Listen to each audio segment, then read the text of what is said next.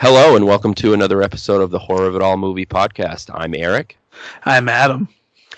Um, I wanted to, as I did the last podcast, real quick, I wanted to say, as with a lot of movies we cover, I wanted to say this first. There's a lot of spoilers in this episode, as well as other episodes on this podcast. We highly recommend that you watch before you listen. That's kind of the point that this, kind of the whole thing that's turned in with this podcast, unless we do like just top things, like top fives or top tens. We don't go into too much detail in those, but when it's specifically about a movie, we're literally talking about the movie. So almost scene for scene. Yeah, I just want to stress that unless somebody doesn't care and they get more out of it that way, I just highly recommend it. Do whatever you want, but I'll probably say it at the beginning of most episodes, just because everybody might not be listening to every episode, so you've been warned, so to speak. But yeah, I'll get into a few facts, and then kind of like the last episode, I kind of liked holding off some facts until the end, so we have a few more things to talk about. Yeah. My first couple things, in the beginning stages of Child's Play, it was called Bloody Buddy. Over time, though, the script was changed and a bunch of stuff in it was changed as you see it now. That was Don Mancini, who was he had the initial idea for Child's Play, and he still goes with it to this day, and I'll get into that more because, again, I didn't mention it at the beginning, even though we just started, but we'll put that in the description too. Make sure we do when we do it, that in like little brackets or whatever, 1988, because we're not talking about that thing that is the remake. We're talking about the original.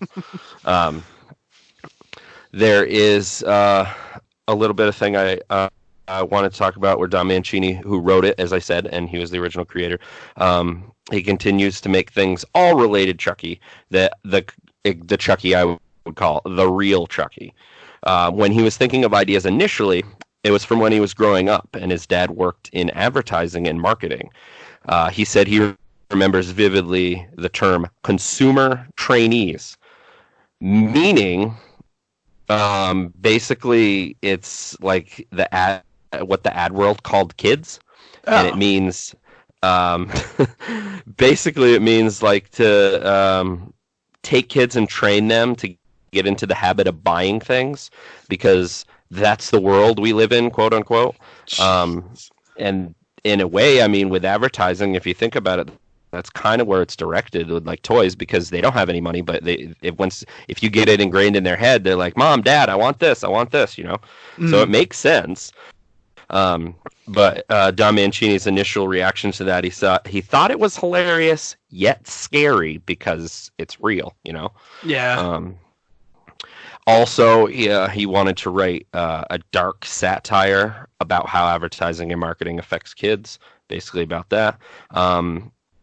He also rounded out the story with basically, if you think about it from that time, I've heard it called a parody, but that's not necessarily what I mean. But a parody on the inspired trend in the late 80s with Cabbage Patch Dolls. So it's kind of a similar idea, like where, because obviously good guy dolls aren't a thing, but I'll get into what they were similar to in a little bit too. Another influence that he had was there were an episode of The Twilight Zone called The Living Doll, as well as a film called Magic from 1978, and The Killer Doll in Trilogy of Terror. If you wanted to hop in and mention anything, hopefully I haven't mentioned anything you have yet, but I have a lot of memory and stuff. So yeah, no, I don't have anything yet, so I'm just riding along. Okay. With you. All right. As you've known over time, I'm a big Chucky guy, so I know a lot. Definitely know a lot about it, and I have since I was a kid. And well, not have since I was a kid, but I've been a fan since I was a kid, is what I meant. The Charles Lee Ray's name, also known as the Lakeshore Strangler in the movie, derives from Charles Manson, Lee Harvey Oswald, and James Earl Ray. And so they put all those names together, and that's how they got Charles Lee Ray. Yep. The director, which it's one of those moments now where I kind of feel like I'm getting into that. I'm not necessarily in the old territory, but I'm starting to feel old because the director's name is Tom Holland. So whenever I see Tom Holland today on a interview or on a talk show, that's who I think of as the director. But excuse me. Today, they're obviously not talking about that Tom Holland. They're talking about the kid that plays Spider-Man now. Yeah. Because his name is exactly the same. And it's still 17-year-old. Yeah, and it still throws me off. But I'll eventually get it. Or maybe I won't. Or maybe I'll just be like, they're probably talking about him. I doubt it's Tom Holland, the director. Anyway, Tom Holland was also known for the writer on Psycho 2, a little-known, not cheap, but a low-budget movie called The Beast Within in the early 80s, or in the 80s. I can't remember the exact year. He also wrote and directed 3 different episodes for Tales from the Crypt. Nice. One was called Lover Come Hack to Me instead of Lover Come Back to Me. That is, and right now, before I mention it, this is the kind of things that I'm about to mention is things that I would like to hear in podcasts. When somebody mentions something like, oh, he wrote and directed 3 episodes of Tales from the Crypt, and then move on. Why can't you tell me what ones those are so I don't have to go looking for them? I'm about to do that right now. Tales, there's so many. It's like, narrow it down. Okay. Again, Lover Come Hack to Me was on season 1, episode 5. His second episode was called Four-Sided Triangle. It was on season 2, episode 9. And his third episode was called King of the Road, and that was part of season 4, and that was also episode 9, but of season 4. He also was the writer and director of the 80s vampire classic Fright Night, as well as the Stephen King, I don't know if I can call it a classic because a lot of Stephen King people hate it, but I love it. It was a TV movie in the 90s, but it had 90s effects, so that part wasn't the greatest, but I still love it. It's called The Langoliers. Okay. I remember that vividly as a kid, like all excited, like that it was coming on TV. Kind of like the only thing that's close to that now is when I'm getting excited to watch Joe Bob because it comes on at a certain time. It's not like streaming or like a movie. You can watch whatever you want. I kind of missed that a little bit. Like today, it's almost too easy yet convenient. I like it, but I still kind of miss it a little bit. Yeah. Like appointment programming or whatever that you want to call it. Yeah. I think the last one I did that with was Sons of Anarchy. Yep. Yeah. Even today with TV shows that I watch, because I've become spoiled because of like DVR. I hate watching it when it's on TV because I hate commercials. So yeah, I just let it record and then I watch it. Yeah, it's so much easier. Exactly. This is one thing I kind of mentioned before with Don Mancini and his initial idea for the Buddy doll. Over time, it was realized that Don Mancini's initial idea on the Buddy doll, they had to rework it in the script because in between time, it wasn't something that he necessarily like took the idea. It was actually something that became something after he initially wrote it. One of those things. And Hasbro released My Buddy doll. So that's not going to work. It's going to look like they're ripping him off kind of thing, even though that never was the case. So it was way too close to that, and that's when they came up with the idea for the Good Guy doll. I had to take a quick drink. I got a lot of words. Also, Eric is sick and dying, so just go with it. Yeah, I'm on cold medicine, so that's probably why or maybe I'm not talking 90 miles a minute. Whenever I'm doing a podcast, that's kind of what I do anyway. So now I can get into some of the not a lot, but a few of the actors. All 3 of the main ones that I'm going to mention here I have met. The first one, of course, Brad Dourif. He's in the beginning, but he has done Chucky's voice in all the Chucky movies except that other thing that I had mentioned. The Thing. I don't want to give it too much whatever. I don't hate it. I'm not saying it like that. I'm not like some are like fuck that movie. I give it a chance. But anyway, anybody who has anything to do with these movies don't really have anything to do with that to a degree. But anyway, Brad Dourif, he was also in One Flew Over the Cuckoo's Nest, Yes. Exorcist, Rob Zombie's Halloween and Halloween 2. He played Sheriff Brackett, and I thought he did an amazing job. It was one of Right. those, yeah, yep. Um, it was one of those kind of almost not as iconic as Dr. Loomis, but it was one of those like, well, who would play him? And then they say that, and they're like, oh, that would work. Kind of like Malcolm McDowell with like nobody can play Donald Pleasance's character. Well, he didn't, but he still played Dr. Loomis, and he did pretty amazing, I think. Yeah. But again, if anybody, this is their first podcast, we are Rob Zombie lovers. Deal with it, or don't deal with it. I don't really care. Yeah. Whatever. It really doesn't matter to me. If you hate it, that's fine. That's your opinion. Um, Also, Brad Dourif has done the Chucky voice, as I mentioned, in every Child's Play movie other than that thing. 1, 2, 3, Bride of Chucky, Seed of Chucky, Curse of Chucky, and Cult of Chucky. That's Those awesome. those are all the sequels. He also was in, which I wanted to mention this because it's one of his more obscure things. And even for Dario Argento, it is. He did do an Italian movie. It's called Trauma. It was a later Dario Argento that wasn't as, I don't think it was as good as Dario Argento's classics, but he was in it. And then he did another movie that is pretty obscure, I think, called Body Parts. And for anybody interested in that, it is coming out later this month, I believe, on Screen Factory. So that's finally getting the release that it deserves. It's called Body Parts. And I could probably do a whole podcast on Brad Dourif, but that's the majority of, or quite of the off the top of my head and things that I could think of for stuff that he did. Mm. Um, Oh, go ahead. Deadwood. Sorry. Yeah. Yeah. Oh, good point. Yeah. Yeah. Yeah, I forgot. Good addition to those. Let's see, who else? Chris Sarandon, I believe is how you say his name. He was in Fright Night, as I mentioned before. He also worked with Tom Holland previously before Child's Play. He was in Dog Day Afternoon with Al Pacino, an early Such a 70s good classic. movie. Oh, absolutely. Wow. And he was also in, I don't know if I guess it's an obscure movie. It's not to me, but to some some horror fans maybe that haven't branched out as far as I am. He also was in a movie in the 70s called The Sentinel, to name a few.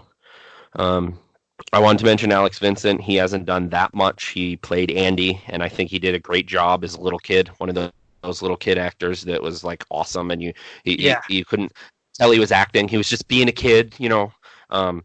But he played Andy in this one, what we just watched, as well as the second one, which is I like the second one just as much as this one, if not more. And one quick thing I wanted to mention that wasn't actor related that you will probably find interesting, as well as other listeners. The effects team, a couple of people in that were Kevin Yeager, I think that's how he says his name, and Howard Berger. Howard Berger has done so many things, even if you don't realize it. He's also the B in KNB Effects. KNB Effects, if anybody doesn't know that, is Robert Kurtzman, Greg Nicotero, and Howard Berger. They still do a lot of movie stuff. They still do a lot of show stuff. They did the new Creep show. Obviously, Greg Nicotero is huge still in the Walking Dead universe. So, and then the last thing I wanted to mention was, which I will talk more about this after the movie, about that this is the, what am I trying to say? Basically just, I'll have more talk about into the Child's Play universe when we talk more about afterwards for facts. So if there was anything you wanted to mention at this point, or we can get right into the movie. No, let's do it. Sorry I had so much at the beginning. No, it's good. I already learned a lot. Okay, so as I said, we're going to get right into the movie, so there'll be plenty of spoiler alerts, so to speak. So Child's Play starts with a police chase, and they're running after an armed man. Well, a policeman is running after an armed man, who we end up getting to know more later on in the movie. And the guy that he's running after is Charles Lee Ray, the Lakeshore Strangler. The cop ends up shooting him in his leg, which slows him down. But of course, he keeps going. Um, Charles Lee Ray's accomplice drives off away in a van, so now he's all alone. He's stranded. Um, at this point, Charles breaks into a toy store. And one of the things you see when you go into the toy store is this whole wall of good guy dolls. And the cop ends up shooting Charles Lee Ray again. Excuse me. And he feels that he knows, Charles, that is, knows that he's going to die. So, again, you get more of that into the movie, but he knows voodoo, so he has to find something. He has to find a body. He has to find something to put his soul into. And he just kind of grabs one of the dolls and puts his soul into it. And right before he dies, he does his. I always love the thing, but I don't know exactly the words that he's saying. But the Zakuza dea ame poade more atele bote poise timbella. Actually, I did pretty good. Yeah. Sounded French to me. Give me the power, I beg of you. And then the skies open up, and the store gets bolt of lightning and catches on fire a little bit, and Charles Lee Ray is dead. So you think, except he was successful, and he put the soul into the doll. And at this point, this doesn't have to necessarily do with the movie, but I've always loved Brad Dourif's fucking voice, and I thought he's just perfect, even if you don't see him as as the voice of Chucky. It just fits so perfectly. Yeah. And then from there, it kind of flashes to like morning, I guess. And you see a giant happy birthday sign, and we meet Andy. And Andy's favorite thing in the world is this kid show, the Good Guy Show. And all he wants for his birthday is a Good Guy doll. And there's this present that's how I always thought, and I'm sure the kid always thought that it's shaped exactly like it. So what else would you think? Like, oh, I'm getting a Good Guy doll for my birthday. But to his disappointment, Mom didn't buy him a Good Guy doll, at least at this point. I did want to mention, it's not even significant to the plot or anything, but the part that always got me, even as a kid, when he makes breakfast for his mom. I know it's a little kid, and I understand that that's realistic having kids, but their breakfast is just ridiculous. I'll just say that. Well, I was watching with my friends, and the whole time we were both like, "Oh my god, what? No, don't do that! What are you doing?"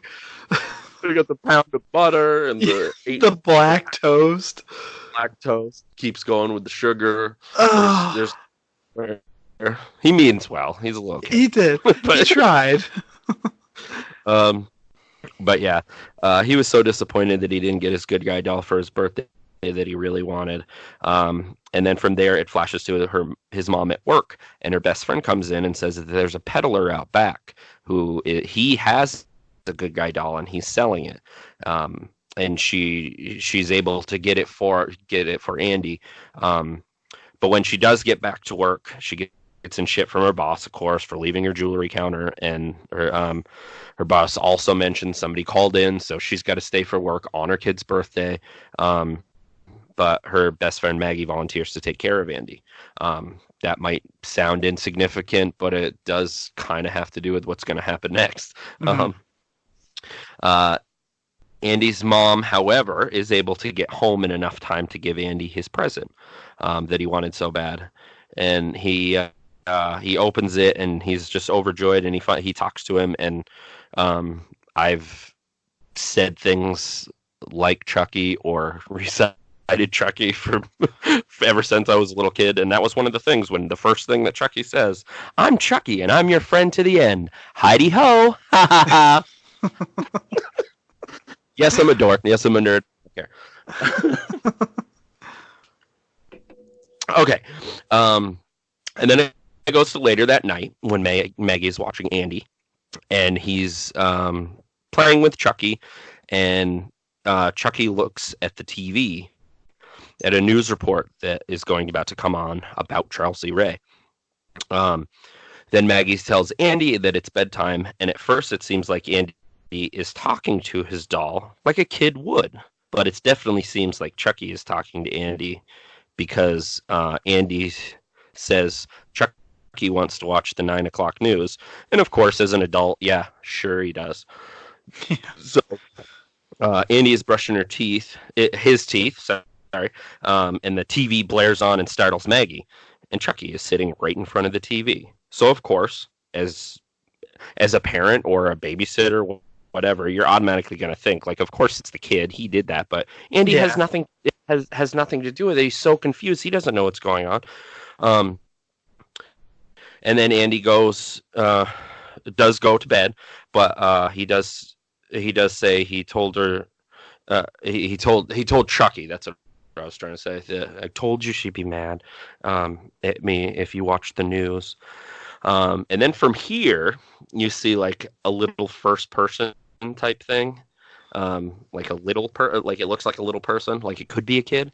Hmm. Um, and Maggie keeps getting startled by little things, and she gets up and looks around and doesn't seem to find anything, um, and then gets startled again and turns on the kitchen light, and there's flour. I think it's flour.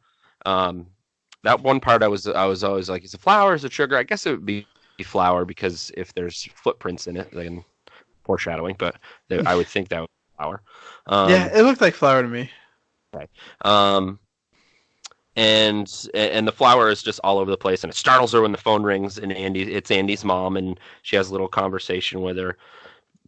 Little does Andy's mom know that that's the last time she's going to talk to uh, her friend Maggie, um, because when she hangs up, she sweeps up the flour, and a bit more cat and mouse, so to speak, ensues. Um, and then she turns around just right and gets hit in the head with a toy hammer, and this startles her so much that she ends up falling backwards out the window. Um, and of course, this just isn't any window. This is a city like apartment building, so she's got Hmm. like stories to fall, so she does die. Um, she ends up landing on like a truck with like a bed over it or something like that. Um, Yeah. and then Andy's mom arrives home off the bus and sees an ambulance, a cop cars outside her apartment building. So of course, um, she automatically thinks like, "Oh no, she's running to looking for Andy," because that's the first thing a parent would think. Like, is my kid okay? She does find Andy, of course, but she does also find out what happened to Maggie. But the cops seem to think that it's Andy because there's footprints on the counter, as I just said. Um, the they have a conversation about that, and the cop even was like, I even looked through his closet, I didn't find anything like that. But then he got a little bit more suspicious because he's like, what do you got on your feet? And Andy shows him his pajama feet, and they do have rubber bottoms. So he's like, well, maybe. But of course, his mom gets all defensive, and the cops do end up leaving, and he slams the door in his face. Um, and this detective, which his name is Mike Norris. Um,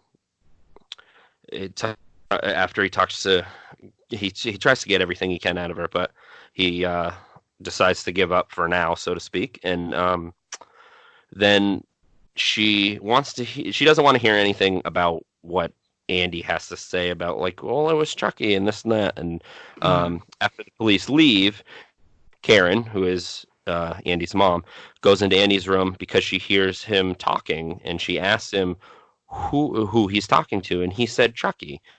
And Andy proceeds to tell his mom that his Chucky's real name is Charles Lee Ray, and he's been sent down from heaven for by Daddy to play with me. And so he also said that I like this line because there's another thing that's like, well, I guess a kid would say that, but I mean, we know what's going on, but.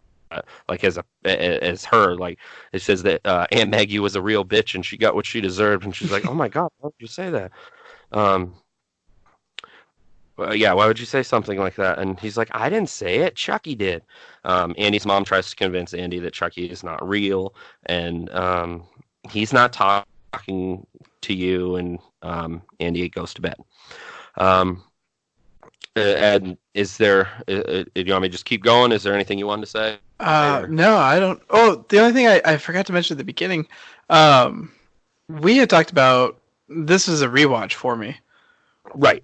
Yeah, I totally forgot that part. Um, and I That's right. realized something like a little bit into it. I Uh-huh. haven't seen this one. Okay, okay. Yep. So what's a So different one maybe you saw? number two is the one that I saw. I looked into it, Okay. and so this one, technically, I went in blind. So Oh, okay. All right. yeah. Interesting. So All sorry to right, throw good it for you. off, but just Not thought at I'd all. Say that. Excuse me. That's interesting. mm, Um, so, um, I guess before we did continue, you seem somewhat more interested, at least in the whole whatever, because you're older. Did you, even though you have just went into it blindly, it's still the same character. mm, I would assume you I don't want to say enjoyed it more because you didn't see this one, but you kind of get what I'm saying. yeah. Like, I definitely had okay, a different take on everything, and yeah, I was definitely I got hooked pretty quickly. good, good, yeah. Yeah. Because it's definitely something that I would like to do in the future, even if we squeeze it in because we did watch this one. Because now that I watch this one, I'm going to want to watch other ones. Not saying we'll do a podcast for every one of them, but I would Mm, like to do one for two and possibly three someday in the future. yeah, So definitely. if you're up for that, we'll do that. Yeah, I'm down. Awesome. Because, like I said, I think I like two even more than this one, but we'll see for you. You never know. Yeah, You could get the yeah. same feeling, but I'm curious why I didn't like two after watching this one. yeah. Um, maybe we could do it sooner than later. We'll figure out the schedule after the movie. We'll talk a little bit more. Sounds good. Um, okay. And back to the movie. From there, it goes to the next day, and Andy is going to school, and his mom drops him off. Except Chucky has other plans. He convinces Andy to go somewhere else. This, of course, me as I hate to keep always bring up that I'm a parent, but you are, and I know it sounds cliche, but I didn't think about it much as a kid, but as an adult, that would scare the shit out of me, especially in the city. And he's going to like a bad part of the city Yeah. in the subway, and he's himself, and he's fucking 6 years old. That was definitely creepy on a different kind of level. But anyway, Yeah. um, but let's see, where was I? He proceeds to talk back and forth with Chucky to find out exactly where Chucky wants to go, I assume. And then they get there, and Andy goes to go pee, and Chucky goes into the building. He said it's a very rundown house, I guess. It's fucking disgusting. There's like rats everywhere, and you can tell it's just like what would they call it? Like a squatter house, basically. It's Yeah. abandoned, homeless people live there. That's basically what it was. And then at this point, it's still first person. You still haven't seen Chucky when he's alive. Yeah. Um, We still he haven't heard him either, right? Yeah, true. Yeah, no, we haven't. And you see, well, as I said, you don't see Chucky, but you know who it is. Blows out the pilot light and turns all the gas on the stove on because it's almost like Chucky knows what's going to happen. Because the guy starts hearing things and he goes in and he shoots, and when he shoots, he blows the whole place up. Um, at that point, of course, you don't see like the first thing I thought of. Well, where's Chucky? But obviously, he got out, and obviously, Andy was okay because from here, you find out Karen is called down to the police station to talk to Mike, and she asks, he asked, "Did you pick up your son?" And she said, "No, I just came right here."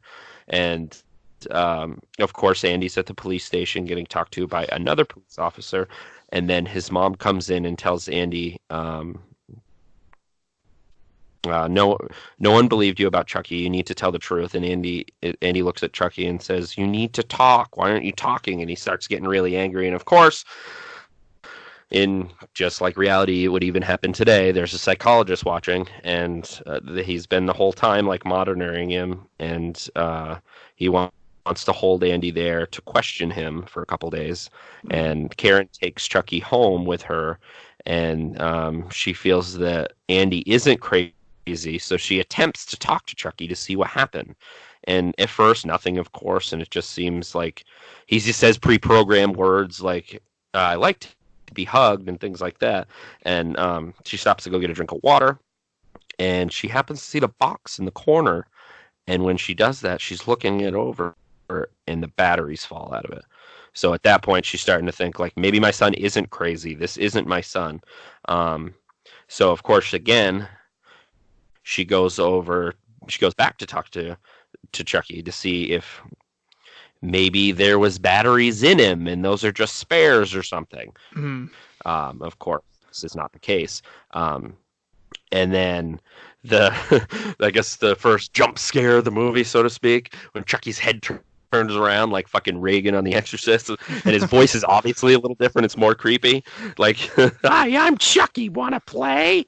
Um, and then he rolls under the couch, and then she proceeds very slowly to look under the couch, and she starts poking him and things like that, and nothing seems to happen. And does this part, suspense like drags out a little bit, and then she gets like pissed, like I'm gonna make you talk, or I'm gonna throw you into the fire. And this brings Chucky away, pretty much. You stupid bitch, you filthy slut! I'll teach you to fuck with me. So many things Chucky says. And hearing all that coming from a doll, it killed me.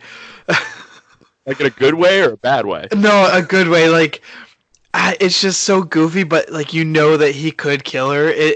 I lost it. I started laughing. Like in a weird way, as far fetched as it is, if that was possible with voodoo and it was in a doll, I might be intimidated if that was real. Like if Chucky was real. This like, tiny little thing with that voice. Yeah. Well, just kick him over. There's that. Yeah, you could do that, but he's also a serial killer. He's not stupid. Yeah. He may be dull in body, but inside he's not. Yeah. And then from there's a scuffle, and he tries to bite her, and he does end up biting her pretty good on her arm. And then she throws him down, and it looks like he's going to run towards her, and then like Chucky just changes his mind and runs out of the apartment. Chucky then gets in the elevator, and Karen tries to make it downstairs in time, but Chucky does escape. She takes a cab to the police station and tries to tell the detective, Mike, what had just happened, and he's still on the fence of like, no, whatever. And then she's like, well, what about this? And he takes it like you almost like you went to these lengths to hurt yourself or something like that. I think that's what happened. And then she after she does that, she tells him that, well, I'm going down to wherever it was to find the homeless man or the peddler that sold me the doll. And he's like, no, like you shouldn't do that. That's not a good place to be at this time. But of course, this is for her son, so she doesn't even acknowledge that. And then she does find him, but of course, it's basically like this whole area of homeless people. But she does find him, and of course, all she has is a few dollars. But the peddler's like, that's not all you have, and it's almost like for a split second he attempts to rape her, but Mike shows up at the right time, and forces it out of the guy where he got the doll. And he said, I got it out of a burned out toy store. And Mike starts to piece things together and realize maybe it's possible that she's telling the truth, because Mike's the one who killed Charles Lee Ray. And I thought that would be a cool, almost like a bit of a dramatic thing, because if you hadn't seen it and you are listening for whatever reason, because I hadn't mentioned that yet. I don't think I did. No. And then Karen tries to get as much information about Charles Lee Ray from Mike as possible. She also finds out that almost like there was a trail, because Mike also remembers that Charles on that night said he was going to kill Eddie and he was going to kill Mike, and he killed Eddie Caputo. Eddie Caputo was the guy in the house that he blew up, that he already killed, and he was going to try to kill Mike at that point, but he's still not 100% there about believing the story. But there's definitely something there, because he does go back to his office and gets Charles Lee Ray's file, and he gets back in his car, and Chucky is in his car, and Chucky tries to choke him from behind with what looks like jumper cables, I think. Yeah. Oh, excuse me. And this, of course, makes him swerve and this and that. And right before that, he had popped in the cigarette lighter, and he gets Chucky really good in the cheek, so that gets him from stop choking him. Except then Chucky starts stabbing through the back of the seat, and then from there he starts stabbing through the bottom of the seat. And as a guy, you're like, oh Jesus, no! Yep. I cringed so hard on that one. It's not just last there. Um, and then oh, I got a little ahead of myself in my head. Hold on. And yeah, what ends up happening is the car ends up flipping, and from there Chucky jumps up and says, "Hi, Mikey," and stabs the knife into the side of the car and kind of disappears for a second. And then he just starts taunting him from outside the car, like getting on the car and stuff like that. And Mike starts shooting. But Chucky is convinced. He's like, "You can't hurt me. It doesn't matter." But then he does get shot, and Chucky's a little confused by that, which I'll get into in a minute. But Mike does shoot him. From there, it goes to Karen doing more research to find the guy who taught Charles Lee Ray voodoo. Mike, of course, figures this and finds her there, and proceeds to tell him about Charles Lee Ray, because now, of course, he knows that everything that she's saying isn't like they're not crazy. Andy's not crazy because it just happened to him.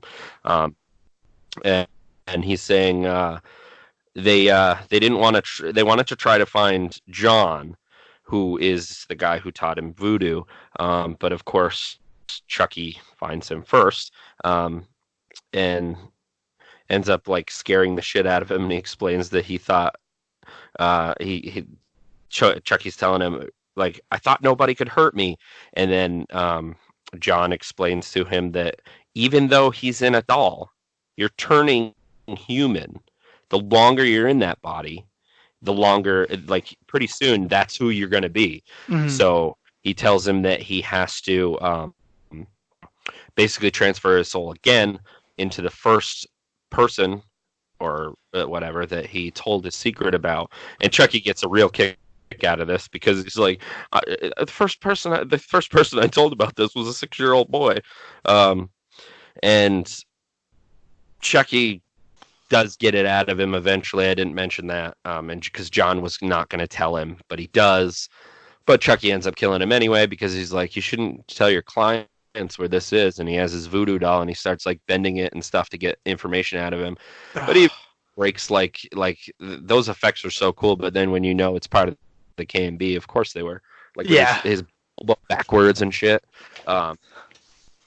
He from that he just ended up just stabbing the voodoo doll and kills John, and they're always 2 steps behind because they Mike tries to get there with Karen, but of course they're too late. John's pretty much dead, but in his dying words tells Karen that she needs to protect her boy and kill Chucky before he can transfer his soul into Andy. But Chucky, as I said, is always 2 steps ahead, so to speak. And he goes to get Andy in the building where Andy is being held. To me, this always felt like, yeah, he's being held there, but I was like a kid's like psych ward. It felt like there was like a jail, like for a little kid. I felt so crazy. Yeah, it's definitely. It looked like the old school psych wards, like the bars, the locks on the doors. It was rough. Definitely. And Andy sees him out at the window, and he keeps trying to tell him, like, he's gonna kill me. He's gonna kill me. I felt so bad for Andy at that point because that's what it's almost like, wow, like that kid is such a good actor because I'm believing everything. Like he's genuinely scared, kind of thing. Yeah. Chucky ends up getting the keys awful easily, it seemed, from the security guard. They're just sitting on the table. And opens Andy's room. And of course, Andy plays a trick on him because it's just a pillow under the blanket. And he escapes the room with the keys. And the doctor sees this and thinks, of course, oh, well, Andy's just trying to escape. Chucky does find Andy and then tries to... I'm getting ahead of myself. Hold on. Andy does try to defend himself with the doctor because he's trying to sedate him. And as this is happening, Chucky gets the doctor with a scalpel like in his leg. From there, what happens from there? Oh, Chucky finds the almost like like you mentioned, good point. Like almost like the old school like sanitariums or something. He finds Mm. that like shock treatment thing and Oh just let, yeah, and that's how he just until he dies. It's definitely not like shock treatment. He just keeps it going until he's dead. yeah. He just starts like his face starts to cook. Yeah. Um, and you see the terror on Andy's face and stuff. Mm. And again, just another part I feel bad for him because I always picture this now because Corey's about the same age as Andy. So when I was rewatching it, it was like some of the things were like first things. Like I was relating to it in that way. So anyway, uh, Karen and Mike come back for Andy. Karen talks to this little girl and finds out where Andy went because Andy did escape. She tells him that Andy went home because she always told him if you ever feel in danger, just go home. Andy tries to barricade the place.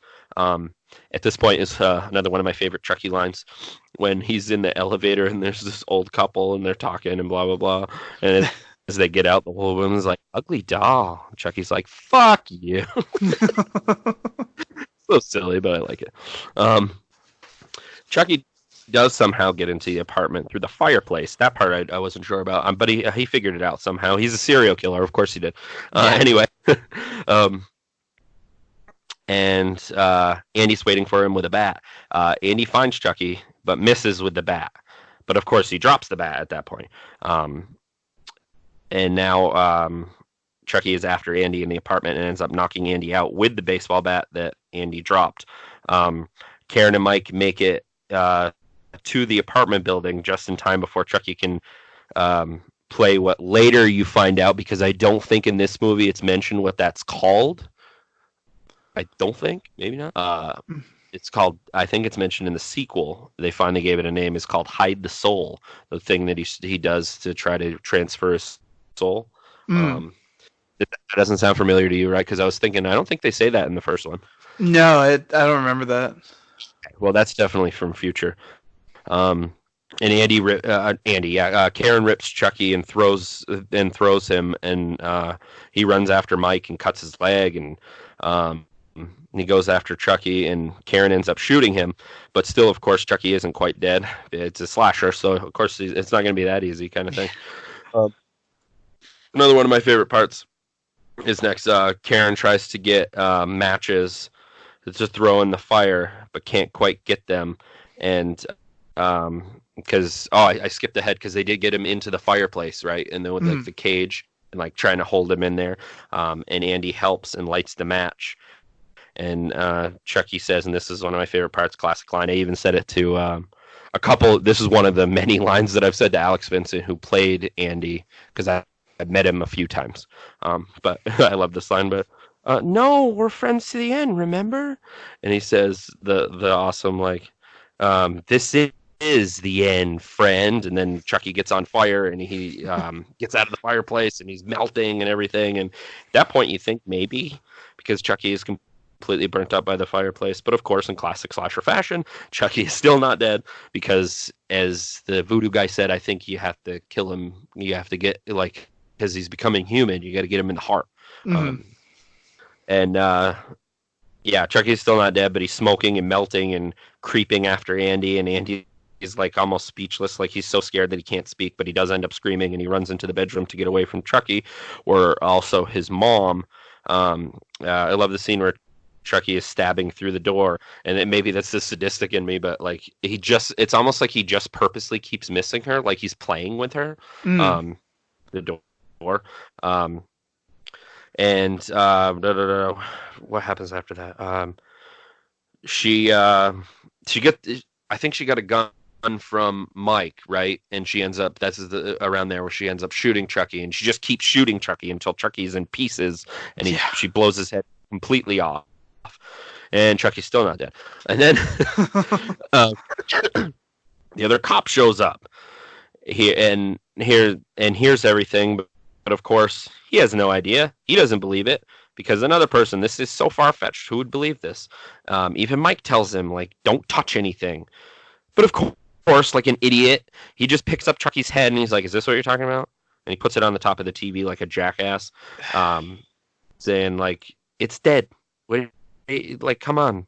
And then Chucky's body like bursts through to the air vent and starts choking him, and the heads try to communicate with the body, and uh, and then he continues to talk, and do you believe me now, like, kind of thing, like, but they like, I think I could be skipping ahead, but they like shoot him. They end up shooting the body again or whatever. But the guy's like, uh, it proceeds to shoot him in the heart, like John said. And I love this part to where the head still talks, but it goes from Charles Lee Ray's voice like down to the like program voice, or it's "Hi, I'm Chucky. Wanna play?" And then he is actually dead. I love when Mike says to the other cop, "Do you believe me now?" And he's like, "Yeah, but who's gonna believe me?" Yeah. So I get that feeling, because as it keeps going from person to person, it's almost like a game of tag. Like, tag, you're it. Now nobody's gonna believe you, kind of thing. Yeah. Like, not that that's how it is, but that's, you know what I mean. Like, it seems, because it's the next person who finds out, it's so far fetched. And then Andy takes one last look at the good guy doll he wanted more than anything, and he finally got him. But now, of course, he's traumatized for the rest of his life because his doll had the soul of the Lakeshore Strangler, Charles Lee Ray, inside of it. And then it kind of freeze frames and goes to credits, and that was Child's Play. It's the beginning of one of my favorite franchises. It might be so ridiculously far-fetched, kind of like the characters when they don't believe each other, but I've always had fun with it because thankfully I've always been able to suspend reality, so to speak, and be open to different things in movies, because I always found it silly personally when somebody can't get into something because, well, it's not realistic or that wouldn't happen. It's a movie. We've seen this before. It's a movie. Have fun with it. If you want to watch reality, go outside. Yeah. You know? But as I mentioned before, if anything, we don't even have to do them like right away, but I really do want to do 2 at some point soon, even if I just squeeze it in there. We'll do 3 sometime in the future, but at least those 3, because those are my favorites. After that, it has the comedy in there because of Chucky, but once it gets to Bride, it's like full on comedy. It's still fun, but I recommend it too. If you want to continue from there, or someday in the future we randomly do a Chucky movie, I'm totally up for it. Yeah. Yeah, I'm definitely down. I'm way more into it now. Awesome. I don't know. I don't know if maybe because it's the second one as a kid, I just didn't get into it or what, but right. Yeah, it was good. And maybe as a kid too, it was the first. Maybe it was the first thing of its kind, so to speak, or anything remotely like that you're like, I don't get it. Yeah. Like so our infamous, not infamous, that was silly. We're at the end of the movie, so out of 5 stars, what do you think you would give it? I would give it a 4 because I definitely want to keep going with it. Yeah, it was fun. It had the awesome horror elements. The story was good. Like, yeah, I definitely liked it. Awesome. I would give, which I was actually surprised myself because after I watched it this time, I've always loved it, but I think I got even more out of it this time being an adult. So I always said about a 4 too, but this time I'm giving it a 5. I'm giving it a solid 5. I love this movie. I highly recommend it. I know a lot of people don't like it because of the whole doll thing that doesn't do it for them. It's like there's a few different kinds of people. There's somebody like me that loves it and finds it really interesting and like, and then there's some people that like that's just stupid, and then there's other people that are like, I'm not watching that. Like certain, like Jen's kind of like that with dolls. Like she's like, nope. Like it's too, like it scares the shit out of her, you know. And some people are like that too. So there's not all either like or dislike. There's many levels to doll movies, but out of any doll movie, and it may be a bold statement, I'm all about Chucky. I'll always pick first. I like some of the other doll movies, but they're just not as entertaining to me. But I like some of them. Like I like some of the Puppet Masters. They're not all great, but the last one they put out was really, really good. And that was a recent one, like past couple of years, right? The Puppet Master I'm talking about. Yeah. The Last Reich. Yep. Thomas Lennon is in it. Oh, nice. he's like a really big horror fan, and he's supposed to go to like some kind of like convention type thing, and um, that's when the toys come alive again, so to speak. But they're definitely one of those, like, some people might disagree, but if you ever check them out, you could even watch that one, and this is coming from me, so it's a big deal because I'm usually like, no, you gotta go in order. Yeah. But it doesn't really matter to me with those. Like, I've watched them sporadically and not in order, but that one's probably out of all of them, and I've seen pretty much all of them, if not all of them, I think, because I'm not as big of a fan as, say, Chucky, obviously. But that was like the best one I ever saw. Like, the gore was awesome, the story was awesome. The little cameo, like there was a little cameo, was awesome. Like, who was in it? Barbara Crampton was in it, who was in Reanimator, so it's kind of like a throwback to that. But Nice. but I think, yeah, you know who Thomas Lennon is, I would assume. I go back to that. Okay, but Yeah, he was on. For anybody that doesn't know, he was on like Reno 911. He's done a ton of voice acting work now. He's on Bob's Burgers. Yeah, he's done a lot of stuff. I even see him in things that I'm like, oh wow, okay. Like, Yeah. he did a sitcom that unfortunately didn't take off with a reimagining reboot of The Odd Couple, and I'm a huge fan of that story, like with Jack Lemmon and Walter Matthau, and they did that. He did it with Matthew Perry, and that was fun. He was great at that. And showing my age, but a lot of people don't know what the fuck it is that I'm talking about, but there was a show on in the 90s called The State. He was a huge part of that, and it's cool to see random people from the state from the 90s on other things. Mm-hmm. Like, you've probably seen all, if not everybody from that show, either with Thomas Lennon on something else or on other things, and not even known about the state. So, but I think I remember briefly talking about the state with you at one point, because years ago, but you might not remember. But I think I did. But it is out on DVD if you ever want to check it out. The only thing that sucks is they had to change the music. But if you're watching it for the first time, you're not going to notice. Kind of. Yeah. But it was a sketch show. Anyway, this isn't the Thomas Lennon podcast, but we had to mention that because it kind of goes with that territory of toys and killer toys. I'm trying to think of other ones that really stood out for me for killer dolls, but Chucky always is the first forefront for me that comes to mind. But I'm sure I'll think of something that I'm like, shit, I wish I would have mentioned that. But I think Puppet Master is a big enough one where people will either know what I'm talking about or been like, yeah, I wanted to check that out. So I throw one in there anyway. There's one called Dolls, like simply Dolls, that was from the 80s. That one was all right. But yeah, anyway, I'll get into my other facts if you wanted to say anything or mention anything.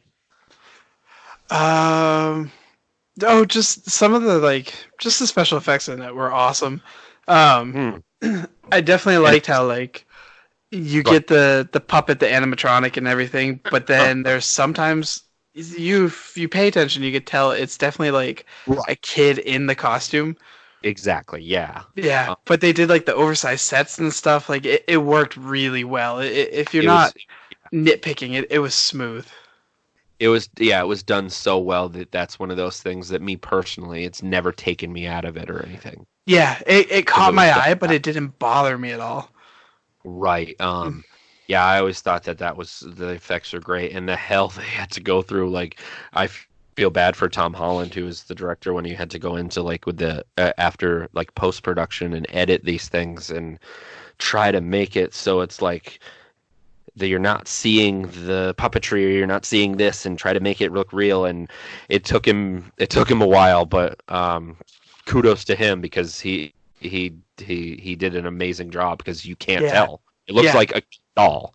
It looks like a real killer doll. Maybe some people will be like, no, it doesn't, but I think so. I was never unconvinced or anything. Yeah. And the first thing I wanted to mention, because I had mentioned the whatever they want to call that remake reboot thing. There's two different universes at this point because of rights issues. Now, the Chucky universe, even though his name is Chucky in that, how does it go? MGM, who put out this movie that we just talked about, the first one, Mhm. still owns the rights for Child's Play. Okay. So they can do different things with it, but I don't know all the details, but like I've tried to look it up, but excuse me. From what I understand is they can still make a movie called Child's Play, which they did, but kind of change it. And they made it more modern, and I enjoyed it more than I thought I would, but Chucky is run because of Wi-Fi on this one. It has nothing to do with voodoo, and to me that just doesn't sound as interesting. But Mm. it was okay. But anyway, MGM owns that, so that's why they can do that. Universal, on the other hand, owns the Chucky movies. Like, because after 1, 2, 3, every movie was like Bride of Chucky and Seed of Chucky and so on. Um, that is like it almost. I think it's like a partnership between Universal and Don Mancini because thankfully his brainchild of a thing with Chucky, he's still with it and he still was putting out movies. He even directed some of them, as well as still writing them. Like this is his thing. Oh. This is his baby. Um, but the next thing for this universe, the quote unquote real Chucky, as I said, is there's going to be a Chucky show on Sci-Fi. I know that might put off some people, but I'm down. I'll watch it. Fuck it. It got greenlit and it's happening and it's called Chucky, simply called Chucky. So Mm. I'll definitely check it out. It's Chucky. I don't care. They've gone pretty far with the movies as it is, so we'll see what happens with the show. Yeah. Um, let's see. Let's see. I talked about that. I'm trying to think of other things. I did explain the rights. There's a few things like in the process of with the show because I figured I mentioned this at the end because this is the future of this incantation of Chucky. Um, in February 2018, it was announced that the television series was being developed, and the involvement of franchise creator, as I said, Don Mancini, as well as one of the original producers, uh, will be involved. And they shared with the original films. Mancini stated that besides the TV series, future films still will continue to be developed because he has his hands in there. It's his thing. So thankfully, he continues to have like somewhat of say and rights. So that's good. The show will in June of 2018. They confirmed that Brad Dourif will continue to be Chucky's voice as he did in all the movies. So that was pretty Nice. exciting. It'll be an 8-part series, and Brad Dourif will voice Charles Lee Ray or Chucky. January of last year, Sci-Fi Wire announced that the series will air on Sci-Fi, as I already mentioned, with Mancini writing. And exclusive producing with the series will be also other producers. I'm not sure who, like some original producers, some newer ones, kind of thing. They also announced that the current working title was Chucky, which I think I've heard more and more about it. At this point, I think it's still just going to be called Chucky, so I don't think it's really a working title anymore. But we'll see. The series will be released this year, so I'm excited about it. I'm not the huge like some people are like kind of like, oh, it's on Sci-Fi, but it's okay. I don't care. I watch stupid Sci-Fi movies too, and I don't think it's gonna be like the stupidness of like Sharknado or anything. And Yeah. again, when I say stupid, I mean fun stupid because I like those movies. I don't care. It was a tradition with me and Ed every year when it came on. We watched all those movies, but they're not they're not works of art or anything. They're just No. entertainment. And I They're love like good trash. yeah, exactly. And I loved when they'd always have those little tidbits for people like us where they put in like a little, I can't remember which Sharknado it was, but they put in a little Caroline Williams from Texas Chainsaw 2 was in it, and they did a whole like reference to Texas Chainsaw, and they've done that with other ones too, and I always thought that was cool for like older horror fans that will pick up on that. Mm. Um, But yeah, and then the last information that I had, as I said, it will be out this year, and Don Mancini, who, again, this is his baby, this is his brainchild, so he's the brains of this operation, so to speak, with Chucky, which is awesome because he obviously must have his hand in there with the rights, even though Universal does own it, but he must have his hand in there because he continues to be in the forefront and the spokesperson for this Chucky, the real Chucky. He will be directing the first episode, and that's all they've said, but I'm sure he'll do more. But that was a lot about Chucky, but we still came in about an hour, and I'm a nerd Chucky, and the second one might not have as much information, but who knows? I'm sure it will. But I would definitely like to put that as one of our movies because nothing's set in stone, so to speak, but there's definitely ones we want to get in there that we've already talked about, but we'll talk about it after the podcast because don't want to say something and then get somebody's hopes up and then it changes. So yeah. But if there's anything else you want to say before we call it a podcast, as I say. No, I'm excited to keep going with these. Honestly, I awesome. Didn't think I'd be into it, but it definitely caught me. Nice. That makes me more excited because I was thinking about it last night after I watched it. Like, oh, I want to do more podcasts about certain Child's Plays, and I was like, but Adam was initially on the fence, not on the fence, but you initially didn't like the one you saw or whatever with your kids. But it's always cool when you rediscover something. It's almost like you see it again for the first time. Well, this time you did see it. This one technically was. I suck. I've been going all these years like, man, I hated that movie, and here I am. I had never even saw it. It happens, man. I even remember certain scenes from a movie. Most recently, I watched, and these are just old, like good trash movies that most people might not even know. Excuse me, what I'm talking about. But I did kind of a similar thing, so don't feel bad. Even me with all my movies, I can't always keep them straight. I watched Vinegar Syndrome's Blu-ray of a movie called Corpse Grinders. It's in the vein of like Herschel Gordon Lewis movies. I don't know if anybody out there or even you know what I'm talking about, but he did. No. He's the godfather of gore. He's the one who started gore, like in the 60s when it was like, what the fuck is this? What are you doing? But there was spawns of other movies, and there was a movie called Corpse Grinders. But I always had it in my head of what that movie was. And I ended up in my head, because I saw him when I was so much younger, I mixed it up with another movie because I was racking my brain after I watched it. I'm like, this isn't the movie I was thinking of. I've seen this movie, but this isn't what I was thinking of. And it ended up being, oh crap, now I'm not going to remember what it's called. Oh, it's called, an aptly titled, total grindhouse title, The Undertaker and His Pals. It's like a really short hour movie, but it's great trash from I think that one might have been the 70s, but it could have been the 60s too. I'm not good with, I can't remember those dates exactly, but I wanted to mention that because not that it has anything to do with Chucky, but you had mentioned mixing it up, so don't feel bad. Like at least your mix up was related more than when I mix up things. So yeah, wanted to throw that in there.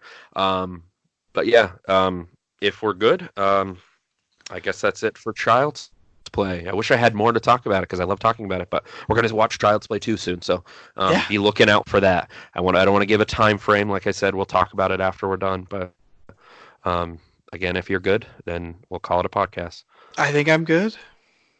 So this has been the Horror of It All Movie Podcast. I'm Eric. I'm Adam. Until next time.